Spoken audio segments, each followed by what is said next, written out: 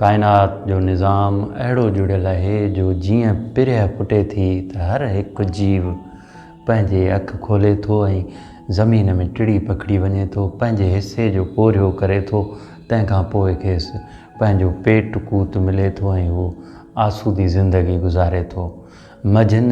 हिकिड़ो इंसान ई आहे जेको गाफ़िल ग़फ़लत रखंदड़ ऐं भाएं त सुतो पियो हुजां, मुंहिंजे हिसे जो पोरियो बि के ॿिया वञी कनि। इन सिलसिले में लतीफ़ साईं सुर काफ़ायतीअ में हिकिड़ो बैत चयो ऐं असांजो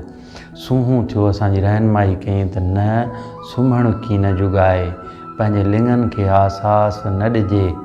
जफ़ाकशी कजे, जाखोड़ कजे, पोरियो कजे ऐं पोइ आसूदो थी ज़िंदगी गुज़ारिजे, मरकी हलिजे हिक जेॾनि में। चई त कतण जी कान करिए सुते साईं हॾ, तोखां पोरियो नथो थिए ऐं तोखे सुम्हणु वणे थो,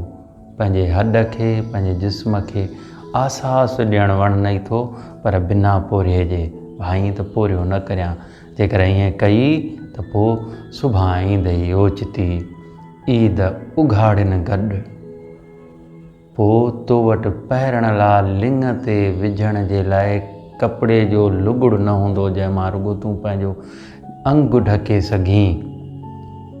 सर्तियूं कंदी सॾु उते सिकंदीअ सींगार खे, जिते तोखे सर्तियूं सॾु कंदियूं, जिते तोखे हिक जेॾा सॾु कंदा पंहिंजे सींगार जे लाइ, तूं उते सिकंदे, छो त तुंहिंजे पले कुझु बि कोन हूंदो, तो वटि का शइ न हूंदी।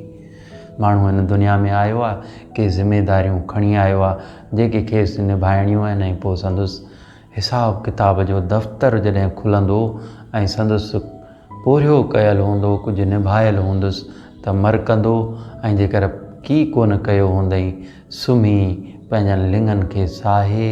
मज़ा वठी ज़िंदगी गुज़ारी हूंदई, जुस्तजू जाखोड़ ऐं जफ़ाकशी न कई हूंदई त पोइ ॾाढो लजी थींदो। कतण जी कान करिए सुते साईं हॾ, सुभाणे ईंदई ओचिती ईद उघाड़िन गॾु, जिते सर्तियूं कंदे सॾु उते सिकंदीअ सींगार खे।